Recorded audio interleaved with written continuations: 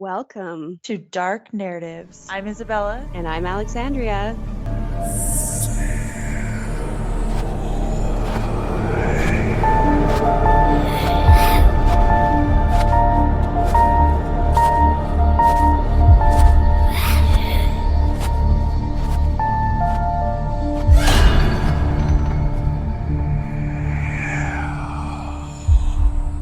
We have our vacation coming up at the end of June, How which long I'm are you gone excited for? for. Like a week and a half. Oh, good. We rented a trailer Yeah. and get our trailer on the beach, and then you're literally camping on the sand, and then behind you is the rest of the big campground.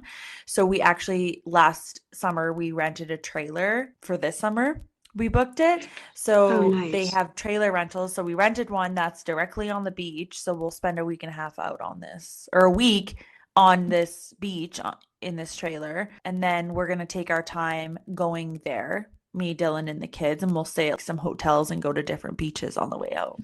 Oh, that sounds so nice. I am so freaking excited. I cannot wait for a vacation. Yeah, and the summer and everything. I'm so excited. Yeah. But yeah, that's what's going on. How was Oh, yeah. yesterday?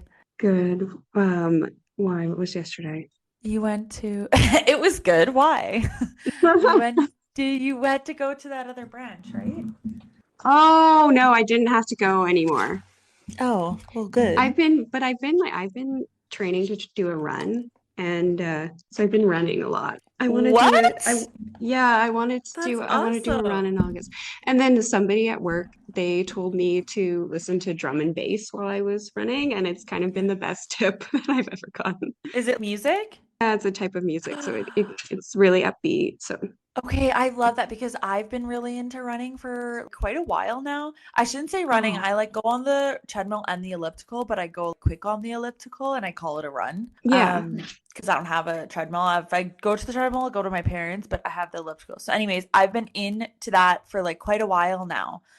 You should Out in the look up garage. a drum and bass I'm gonna playlist. write that down because I've been wondering, I've been trying to find music to help my run. Anyways. Yeah. Okay, we'll start right away. Okay, today I wanted to talk about Tylenol, the Oh pill. fuck. Okay, yes. Let's Specifically talk about some Tylenol. pharmaceuticals. Yeah, this one's a really weird one. Specifically Tylenol back in 1982. I'm gonna get the year right this time. Um, Yeah. at the time, Tylenol was the absolute leader in the painkiller field, accounting for a 37% market share, outselling the next four leading painkillers combined. Tylenol was the most successful over-the-counter product in the US with over 100 million users.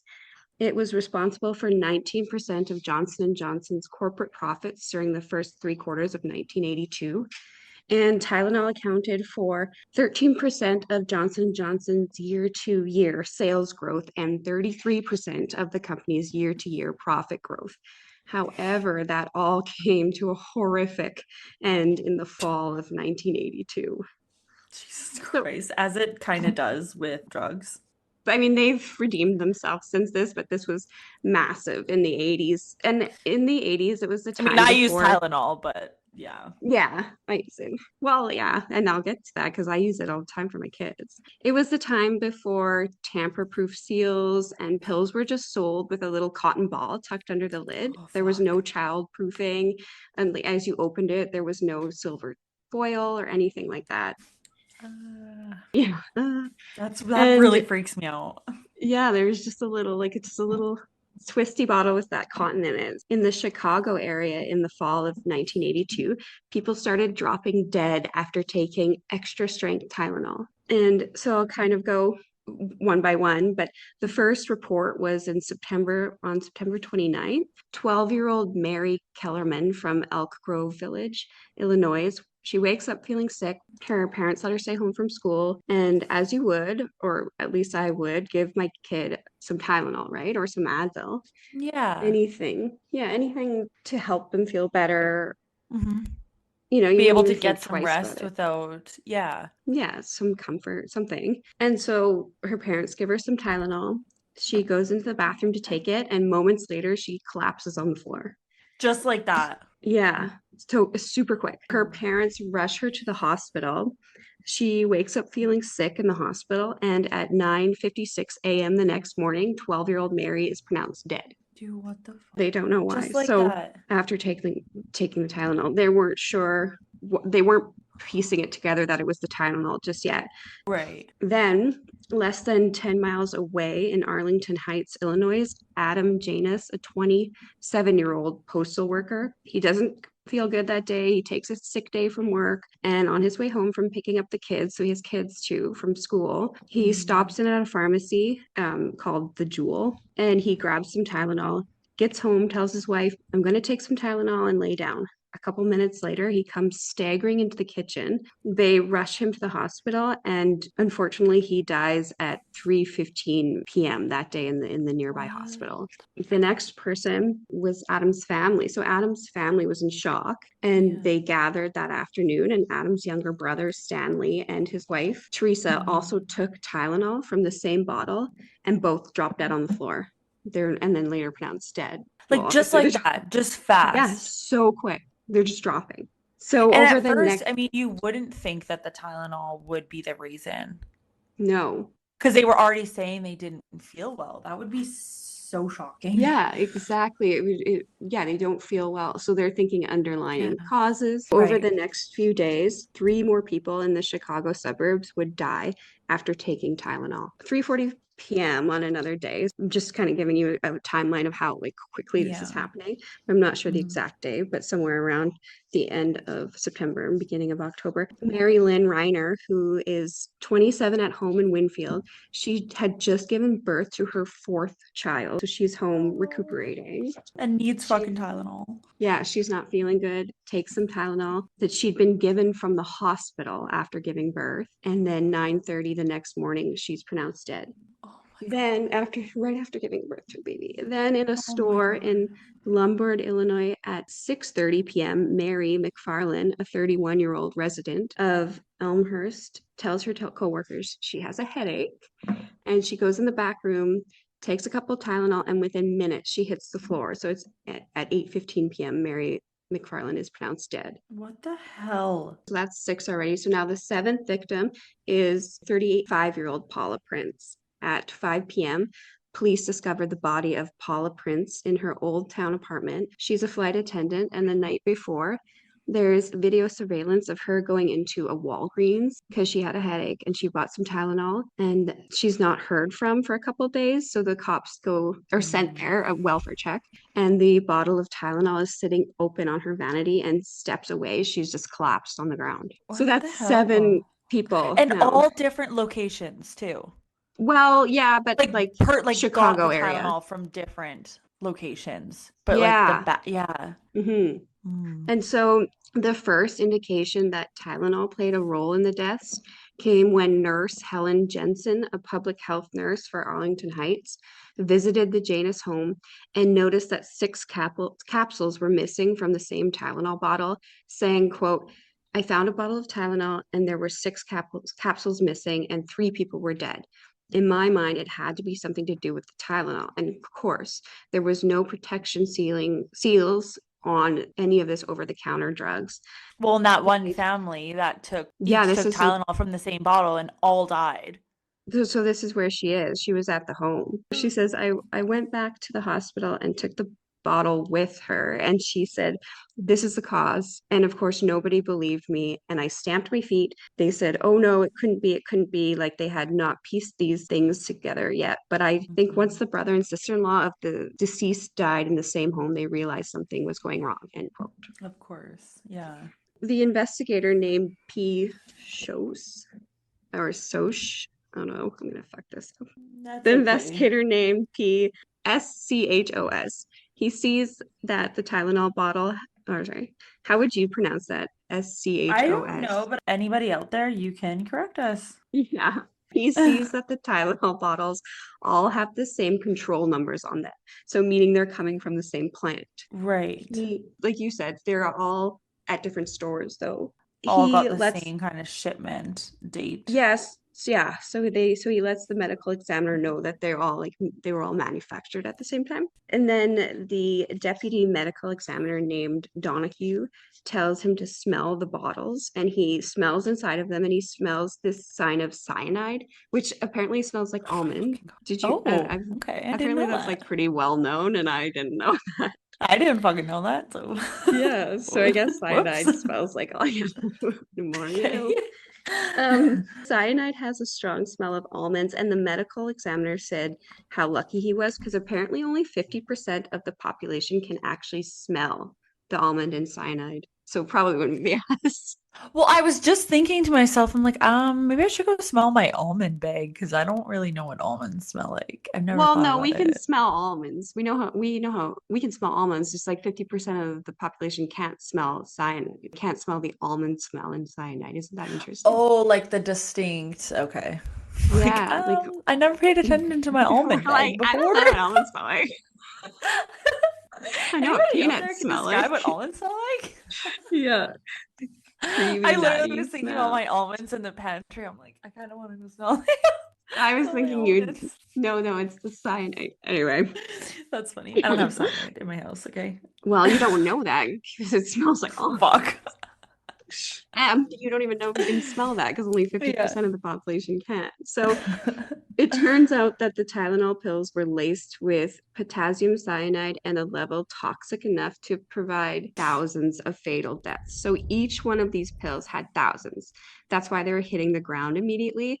It wasn't Mhm. in the bottle itself, but each pill contained that amount. So, like, Jesus if you had Christ. 10 pills, each one could kill 1,000 people at a time. Oh my So God. now, cyanide is a very potent chemical compound frequently found in either the form of salt or the form of gas. And if it's in salt form, it's used in industries to clean metals and jewelry, particularly gold. So, like a jeweler would have cyanide to clean, like the Okay. kind of who would You have can't it, I just go guess. get cyanide. Yeah.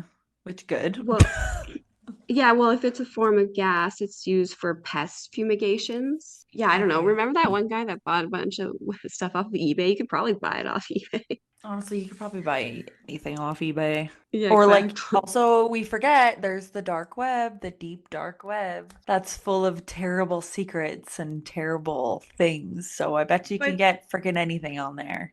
cyanide doesn't seem to be too hard to get a hold of if it's at every jewelry store and it's for Yeah. pest fumigation. But it can also be used as a very fast acting poison in humans. Oh, that And freaks me so out. I know the pills had been bought at various stores, like we were saying, throughout the Chicago area, in Mhm. particular the north side. So the police thought a single person had bought all the pills at a different place, tampered with them, and then returned them to different stores. He bought a bunch at a time and then drove around and putting them in different stores. It was someone who was very organized and his thinking was organized. He planned it out. He needed a vehicle, he needed a route. A mentally ill person could not do that and then get everything together, get a car, travel with it, deliver. So this is a very well Agreed. Yeah. executed murder. The killer was methodical, patient, and precise, which is freaky.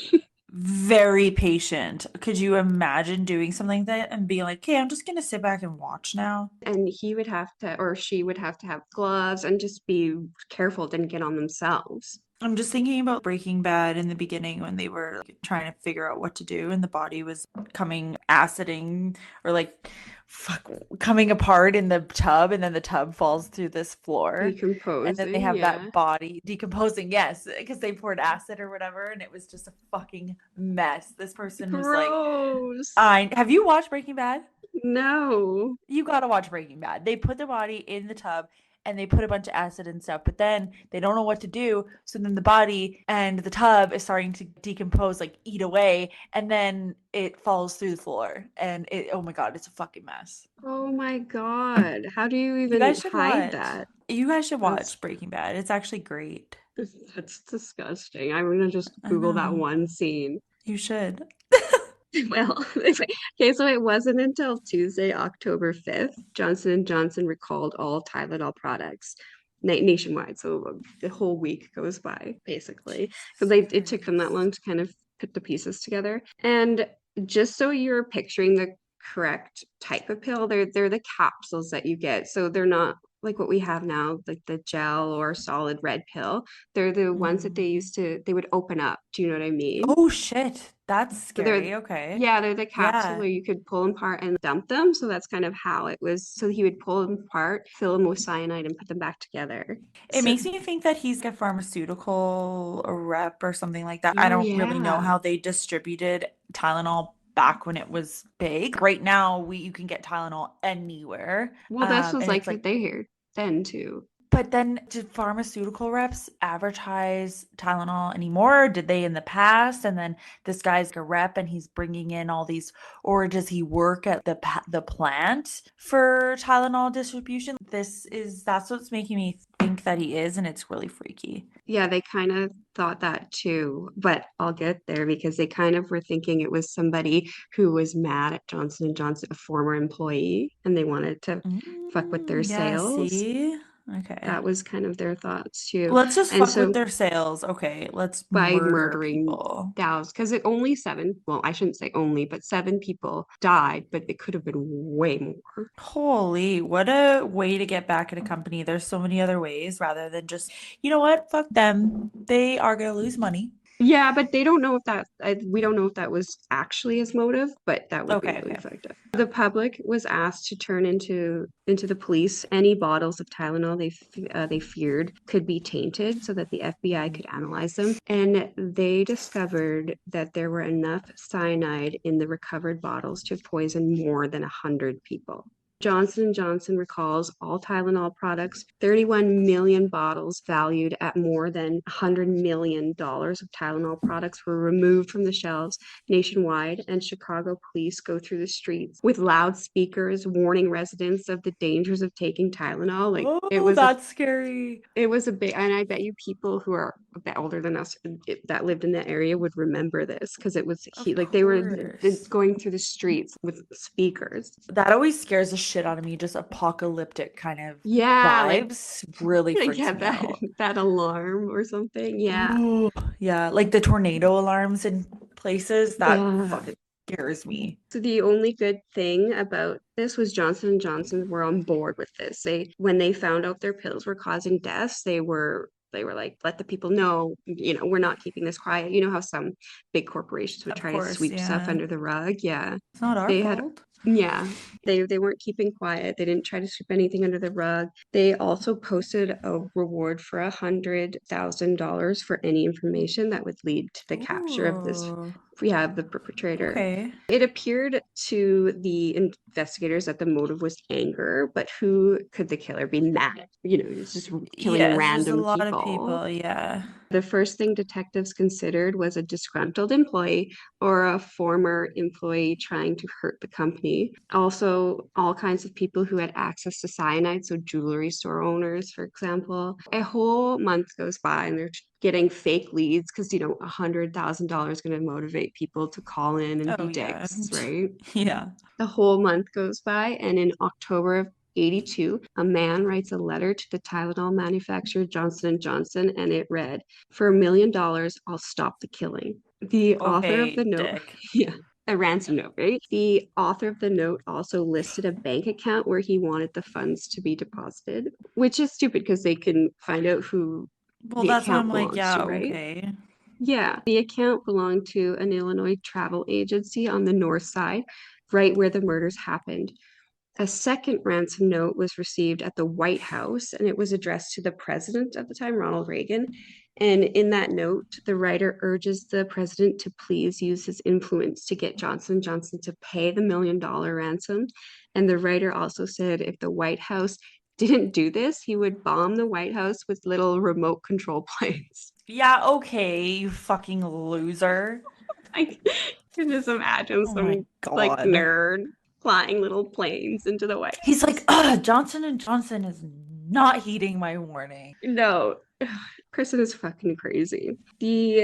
So the writer of the note also left a partial fingerprint though. Of course he And did. that was, Okay. yeah, on accident. Because up to this point, this person is very meticulous, right? Yeah. His anger is clouding him, writing a letter to the White House to use your influence to yeah, give me my $1 million. Yeah. But unfortunately, the technology wasn't available at the time to go through a database of fingerprints. So detectives had to do a hand search through FBI fingerprint files. Oh And so that fuck. that would take a lot of time, like going Oh through my every. God. While detectives were searching for the fingerprint, other agents went to the travel agency where the bank account was linked to. Mhm. However, when they got there, it didn't take long for them to realize someone was trying to frame the owner of the business. It became apparent very quickly he was not the guy they were looking for. They're Mhm. thinking, someone really hates you, man. Like, who do you think that could be? Yeah. Um, It's too easy. yeah, and he's like, no one hates me. I don't know. And then this is kind of funny because one of the employees actually overheard this going on. How could you Mhm. not? He steps in and says, there is someone who actually doesn't like you very much. I'm like, We I'm talk like, about that it would all be the your time. day. Yeah. Like, actually, everyone fucking hates you, boss. Actually, you're a fucking dick. No one likes you. Like, Sorry. just heads up, you should think a little harder on that. Yeah. Oh my Um, God. I guess there was a woman named Leanne who used to work at the travel agency, and apparently the owner short paid her $50 on her last paycheck.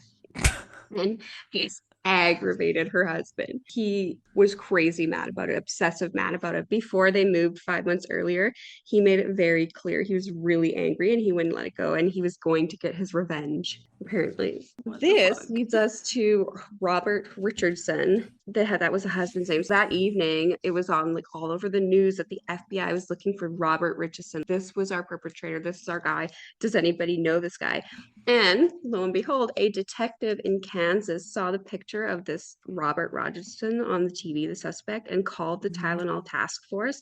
And he told them, that guy you're looking for, I know who he is. I arrested him as a suspect in a murder, and his name is not Robert Richardson. Nice. Okay. Dun, Fuck, dun, that's dun. crazy.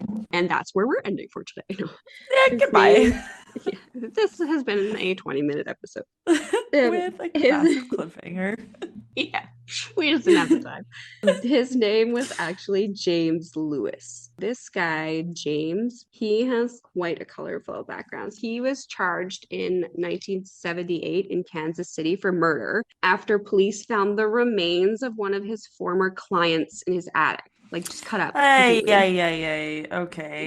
Just he's got a decomposing in his dismembered attic. man. Yeah, chilling in Oh, his and he attic. dismembered him. Yeah. You gotta be you gotta be fucked up to kill somebody, but to dismember a body But he is was never charged for it fucked. because Oh, okay. So they he didn't have just never they never had enough evidence to prove it was him. The guy's name was that's Raymond fucked. West and he was 72. He had hired Lewis as an accountant. However, the charges were dismissed because West's cause of death was not determined and some evidence had been illegally obtained. They probably trespassed or something. Okay, I don't want to keep interrupting you, but seriously, okay, is there just a group of individuals out there who have dismembered people and are walking because there's not enough evidence? Because that's fucked. Well, apparently If you were caught with a dismembered body, oh my God. in your attic, and what the fuck are you doing keeping it in there? Or like, and how, and Oh, even if you didn't do it and it was there, you would smell it, or you know oh, what I mean? you can't claim I didn't know. Yeah, but apparently the evidence was illegally obtained, which seems so fucked up to have possibly murderers running around just because some evidence of them murdering was illegally obtained, but that's like admissible in court. Right. Doesn't make any Right. sense. That was dropped and done. James, however, convicted of 6 counts of mail fraud in 1981 in a 1981 credit card scheme in Kansas City, accused of using the name and background of a former tax client to obtain 13 credit cards. Oh my So God. Yeah, no one's gonna suspect you, you dummy. yeah, so he's not exactly innocent. Once detectives had that information, they were able to get the fingerprints from Kansas City and compare them to the partial one found on the extortion note, and it was a match. Yay. Wow. Okay. Yeah, detectives are thinking now that information, whoever wrote the ransom note, could be capable of murder. They're thinking he is because of this body that they found. Well, I was gonna say it's not very far-fetched when you're caught with a dismembered body. The investigation progresses as if James is the Tylenol murderer, James Lewis, and James and his wife were eventually found in New York City and brought in for questioning. Everything they owned, including financial records, their clothes, they were all searched. So basically, the entire contents of their apartment in New York was sent to the FBI lab looking for traces of either cyanide and Tylenol. There was no credible evidence linking either of them to the murders, which is weird, right? Okay, yeah. Okay. However, James Lewis here was convicted of extortion, and while in his jail cell awaiting sentencing, he contacted the case agent and the prosecutor of the extortion case to offer his assistance in helping them solve the Tylenol murders. Yeah, he says, quote, Okay. I can tell you what I think happened, but of course I didn't do it, is what he says. So I don't know for sure, but I think I can help you. Enough Yeah, valuable so information to get out. yeah, they're like, okay, like, come and tell us. They ask him, how do you think he actually got the cyanide into the Tylenol capsules? And James responded very specifically saying, quote, what I think the guy probably did is he had a wooden breadboard and drilled multiple holes all over it. Each hole was slightly smaller than the diameter of the Tylenol capsule. So, using tweezers and wearing gloves, he holds each end of the capsule, separates it, and pours the cyanide on one end of the breadboard, and using a cake knife spreads the powdered cyanide across the breadboard so that the powder fell into the capsules. Then he's very careful to reassemble the tainted capsules, put them in the bottle, screw the lid on, put it in a box, and go deliver them. Just Like, the most specific way to do it idea of what could have happened I've ever heard. ever. I wouldn't even think of that. It has a Wowza. Yeah. breadboard and drills holes into it. Mm-hmm. Anyway, in And the middle, tweezers and and tweezers, gloves, of course, in the middle of telling the investigators this without it having anything to do with the conversation, he blurts out that jewelry cleaning was used, which is blurts right. out jewelry. So in many jewelry businesses use cyanide to clean gold, which we mentioned. And so he had not even asked about cyanide use. Or he had not even been asked why cyanide was used. He just Just bursted offered, out, yeah. or yeah, blurts out. Next, they asked him, why do you think the killer did it? And this is when he becomes angry and he points his finger at them and he said, I think he was righting a wrong, getting revenge, Yeah, okay. righting a wrong. But it wasn't me, of course. What do we know about James Lewis's background? You may be asking in your head, but Yeah. not out loud. He was adopted as a very young child, and his adoptive parents eventually became fearful of him. As a teenager, he broke his father's ribs. We don't know why. His mother was so frightened of him, she slept with a gun underneath her pillow. So, what the fuck? He also chased his mother around the house with an axe, apparently. And These were then his adopted parents that he was doing this to. Fucking give him back. yeah. Have a And then nice I just life. learned this while I learned this while researching this case, the connection between violent teens assaulting their parents and later like bad acts in childhood is very strong, which is I guess probably duh if you're Well, a yeah. violent teen. Well, that's just it, yeah. Specifically it said assaulting their parents though. So Hmm. anyway, his parents tried to do the right thing actually and took him to a psychiatrist when he was a teenager. And that's where he was diagnosed with schizophrenia or diagnosed as schizophrenic. However, back then, schizophrenia was kind of just a blanket diagnosis, basically. If a psychiatrist couldn't find another diagnosis where the person could be hospitalized and treated, they would frequently just say a person was schizophrenic. Well, Isn't and I that mean, crazy? I'm not, I guess I'm not really super surprised because I mean, when you said that his parents took him to see a psychologist to see if there was anything wrong, I mean, that's great that they did that. But in that time, I just It don't didn't do know anything. how much good it would do. Yeah, because they were just, even before that, I mean, you could send people to insane like asylums for anything, for freaking postpartum depression. You could go That's true. be checked into an asylum and then you would never really be treated for what you need. You just be blanket treated and be in some sort of psychosis for forever. So I mean, it's good that he went, but again, if you're not being diagnosed with what's actually wrong, you're just gonna amplify it. That Yeah, like sucks. how they used to give people lobotomies if they were autistic or something like that. Well, exactly. Yeah, that's scary. And so there's no actual indication that he is or was schizophrenic. He didn't suffer from delusion. He didn't hear voices. He wasn't Yeah. schizophrenic, but he was troubled, obviously, for most of his life. Police in 1983 described James Lewis as a chameleon who lived in several states, used at least 20 aliases, and held many jobs, including computer specialist, tax accountant, importer of Indian tapestries, and a salesman Okay. of jewelry, pharmaceutical Oh. machinery, and real Oh. estate. Wow, look at this Those were all guy. his jobs. What the Wow. hell? Okay, first of all, the jewelry cleaning and the pharmaceutical thing, but also when you were like chameleon, that just gives me the creeps. And also, it makes me think of Ted Scully. Bundy?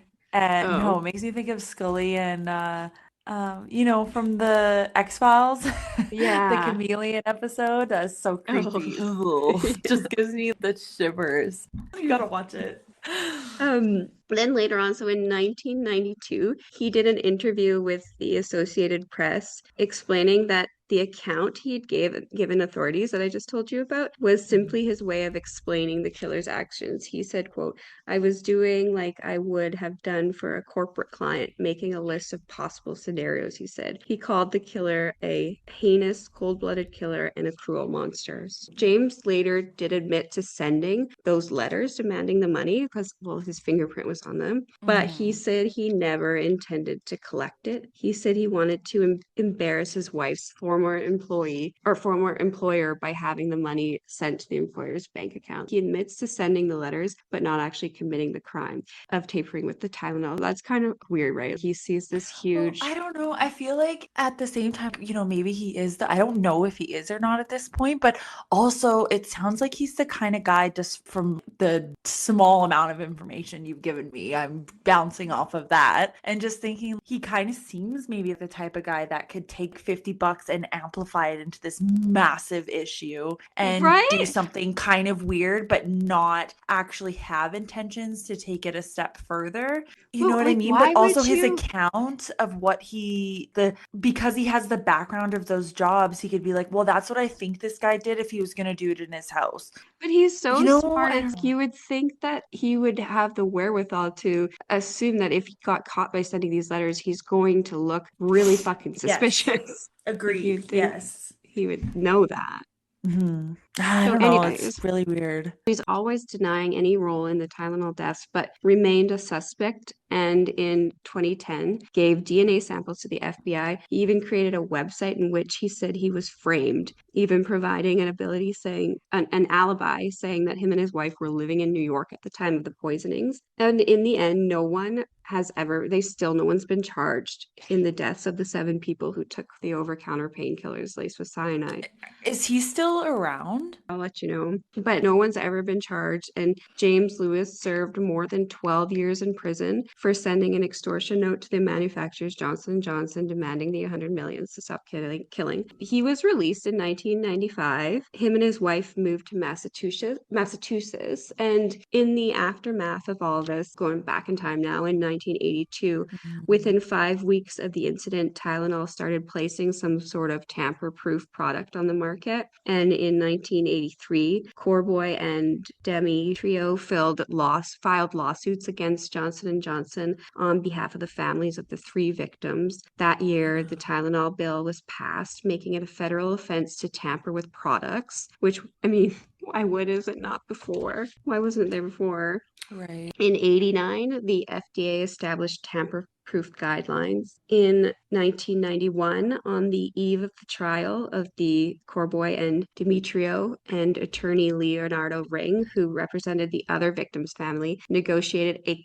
confidential settlement for the families of all the victims. We don't know what they got out of it. I mean, good, because they need to deal with the most sudden, confusing death of their family members, and still to this day, that's so weird. I wonder how much Johnson Johnson had to actually pay out though. I wonder. And like I mean, back I am then, curious. Yes, yeah. Because even now and they're a massive company.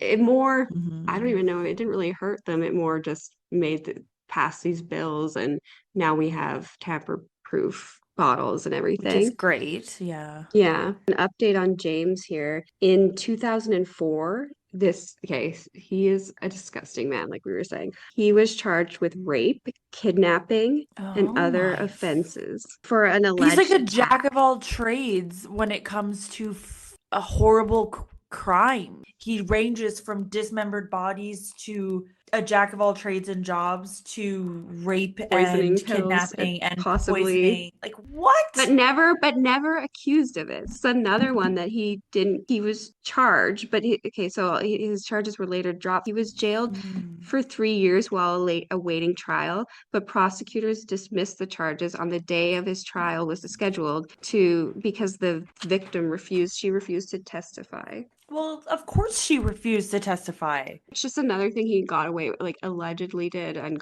allegedly got away with it. Yeah. In February of 2009, after Illinois authorities renewed the investigation, they've reopened the Tylenol investigation in 2009, and the FBI seized computers and other items in Lewis's home. The FBI's Chicago office at the time cited advanced in forensic technology and said it, along with the Illinois State Police and local police departments, was conducting a complete review of all the evidence developed in the connection with the killings. It's still open. They're still investigating it. And just in July 9th, 2023, officers, firefighters, and EMTs responded to a report of an unresponsive person at about 4 p.m. And on that Sunday, they found James Lewis dead in his Cambridge, Massachusetts home. He's dead. Cambridge Okay. Police Superintendent Frederick Cabral said in a statement he was 76. Police said in a statement that he was dead. Following an investigation, Lewis's death was determined to be not suspicious, so they think he just died of old age. He's dead now. He died like not that long ago, 2 years ago, at 76. He got away with, I mean, allegedly, with all these crimes, and Well, it's that's still like unsolved. quite a resume of crimes that he got away with. And I can't get over the whole he had a dismembered body in his Yeah, well, attic and he's just the what body the was there, fuck? but we can't say that he did Well, it. we don't know if he did it, but Allegedly. it's just absurd. Yeah, we don't even know if he did the Tylenol thing. But you know what's Wow. so crazy is that like got into this case, and then I was looking for a documentary about it for more information.